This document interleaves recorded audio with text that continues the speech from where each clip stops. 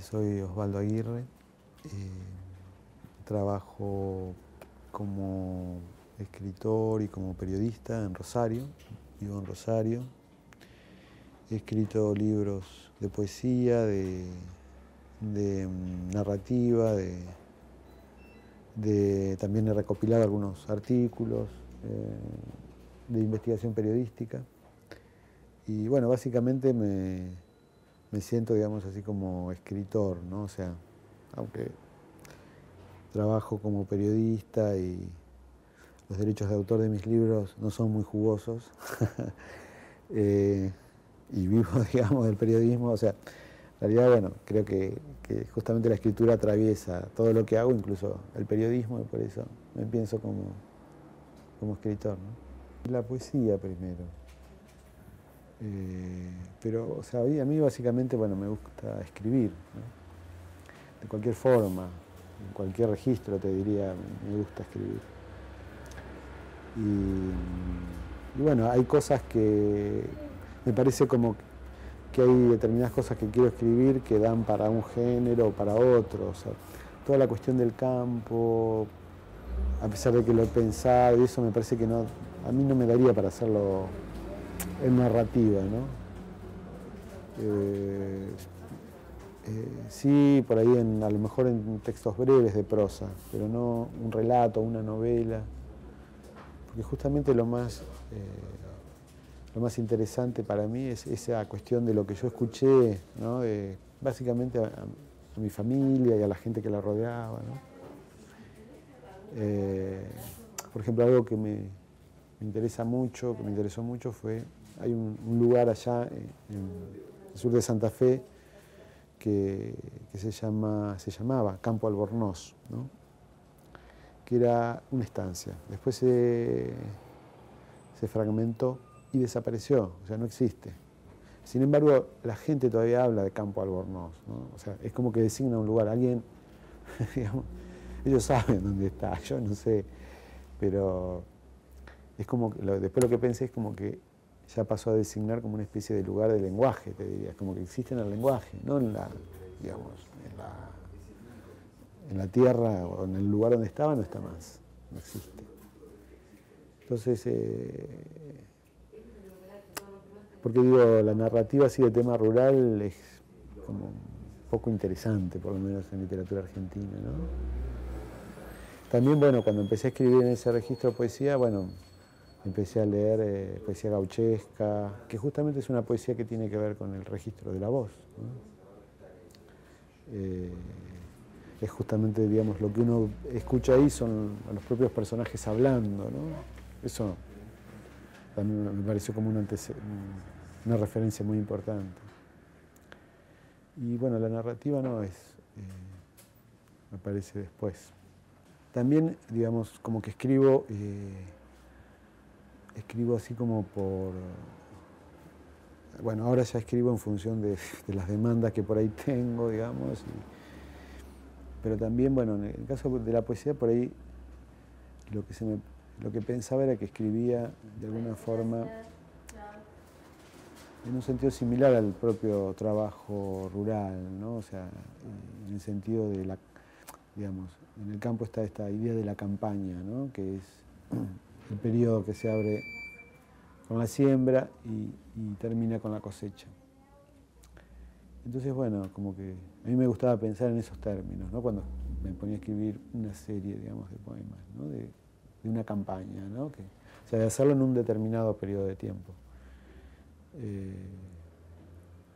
Y bueno, en el caso de los otros libros es como que es otra cosa, o sea, los libros más de investigación periodística, bueno, hay un plazo de entrega, entonces uno lo escribís, bueno, firmás el contrato, empezás a escribir. El caso de la narrativa es distinto, bueno, en algunos casos he escrito, digamos, narrativa también después de la firma de un contrato, ¿no? Pero bueno, con los cuentos no, o sea, con los cuentos, o sea, los he escrito durante mucho tiempo. De hecho, tengo muchos cuentos inéditos, pero bueno, también me parece que es como que, o sea, a mí me gusta mucho publicar ¿no? En el sentido de que creo que uno escribe para eso, para publicar, pero bueno, a la vez tampoco se trata como de publicar todo, ¿no? O sea, hay cosas que... sí. No, como que me parece como que para que uno pueda mostrar algo, como que eso tiene que ser como la parte de un conjunto un poco más amplio, ¿no? Los libros que tengo de investigación periodística, desde historias de la mafia a la conexión latina, o sea, todos los escribí con contratos, digamos, ¿no? Pero creo que, digamos, la escritura de esos 4 libros que ya son, está como encadenada, ¿no? En el sentido de que lo que yo, digamos, son temas distintos, pero tienen coincidencias, y una de las coincidencias es gran parte de las fuentes de investigación, o sea, la prensa, los expedientes judiciales, y al ir haciendo las investigaciones, o sea, obviamente no reparo en el tema puntual que estoy haciendo, sino en lo que me interesa, ¿no? Voy tomando registro y demás. Entonces eso fue como, ha sido siempre como una especie de background o de alimentación, digamos, para los libros sucesivos, ¿no? No es que parto de cero, sino que ya tengo bastante hecho. Eso en cuanto a la información, te diría. Pero después también está la cuestión de la mirada que uno tiene, ¿no? sobre lo que va escribiendo, y eso, bueno, es como el resultado de la decantación de los trabajos anteriores. Yo te diría, a mí de los libros, estos libros que hice de investigación periodística, por ahí el que más me gustó fue el último, La Conexión Latina. El primero también me gustó, pero creo que, o sea, el que más me gustó en el sentido de cómo está escrito, ¿no? Y digamos, no es un libro al que le haya dedicado mucho tiempo. O sea, fue un año, pero digamos, fue bastante más tiempo de investigación que de escritura, ¿no? O sea, viajé, qué sé yo, hice entrevistas. Eso es una parte, digamos, que me gusta mucho de estos libros de investigación, ¿no? Como que uno, viste, bueno, empezás a investigar, a conocer gente, pero haces entrevistas, es como que vas haciendo como una especie de red, ¿no? O viajás, te asomás a lugares así que no conocés ni imaginabas. Por ejemplo, en el caso de La Conexión Latina, que fui al restaurante, a la casa de los excombatientes, de los veteranos de guerra franceses, ¿no? Es como una especie de mundo ahí secreto, te diría casi, ¿no? Casi que se reúnen, ¿no? Y entonces estuve con ellos y la pasé muy bien, digamos. Pero bueno, eso me gusta mucho de ese trabajo, ¿no? Yo, digamos, siempre por el trabajo periodístico y también por los libros anteriores, tenía como una especie así de obsesión por los datos exactos, ¿no? O sea, no decir 1960, sino el 24 de agosto de 1960. Bueno, para eso tenés que estar bien seguro, ¿no? Porque, o sea, al ser tan exacto es como que se multiplica la posibilidad de errores, ¿no? Y bueno, y justamente las fuentes, bueno, no son de por sí confiables, menos si tomás por ejemplo, como fuentes al periodismo, ¿no? Que es, digamos, el error permanente, ¿no? Y en este caso, en La Conexión Latina, o sea, sentí como que, bueno, había más libertad en la escritura, justamente, que, bueno, tenía que ver un poco con la charla con el editor, con Sergio Holguín, de trabajar más, o sea, justamente la cuestión de la crónica, algo que en los libros anteriores no estaba planteado del lado de los editores, ¿no? Y bueno, la crónica, justamente, una diferencia que plantea es justamente más un trabajo con el lenguaje, ¿no? Que eso es lo que pasa en general inadvertido en el periodismo, ¿no? O sea, no hay conciencia de del lenguaje, qué sé yo, o de que se trabaja con palabras, ¿no? Entonces, bueno, esa fue una gran diferencia. Y obviamente que, digamos, bueno, el libro de todas maneras está lleno de datos y de información, ¿no? Pero bueno, al mismo tiempo está narrado, digamos. Tal vez lo que no tiene es que sí, en la crónica está más presente en general, es la cuestión de la primera persona, ¿no? Como que uno ve que en general en el sentido por ahí predominante de la crónica hoy, eso se afirma, ¿no? Como que la primera persona. Pero bueno, a mí siempre me ha molestado un poco lo de la primera persona, ¿no? En el sentido, pensando en la primera persona que tenga que ver conmigo, así como una...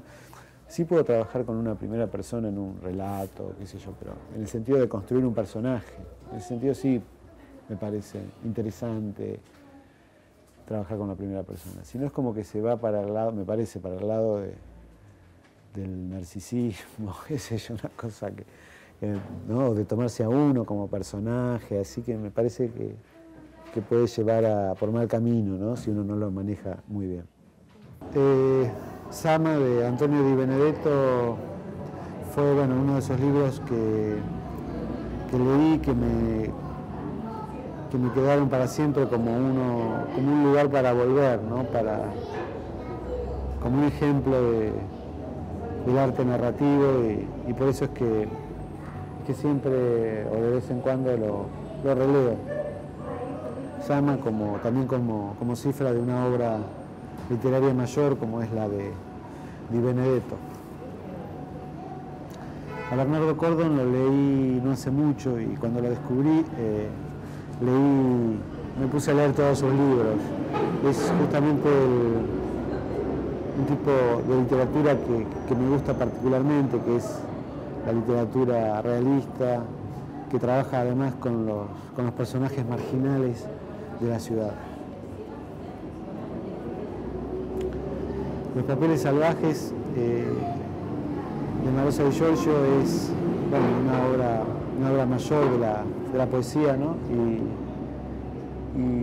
como tuve la suerte de conocer a Marosa y de hablar con ella, leer este libro es para mí reencontrarla y también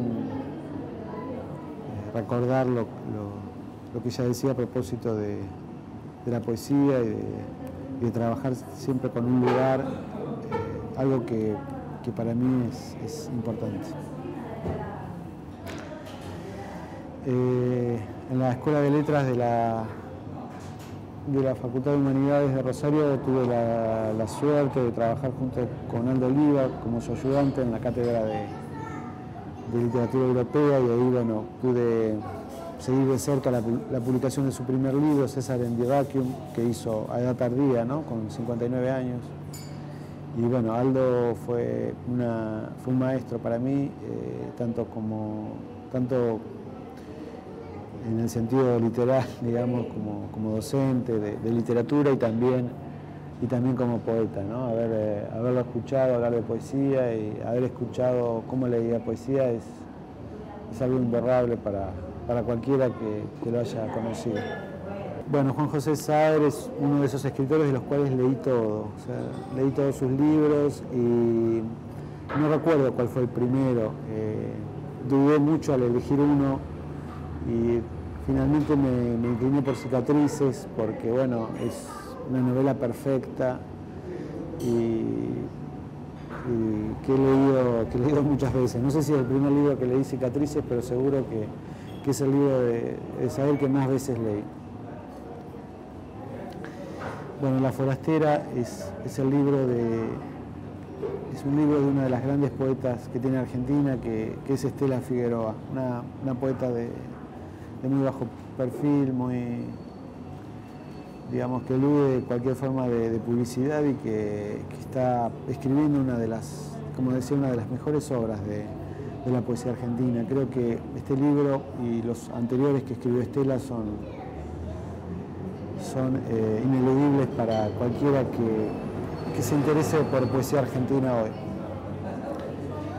Lo que acabo de decir de Estela podría referirlo a Juan Manuel Inchauspe y a este libro, Poesía Completa.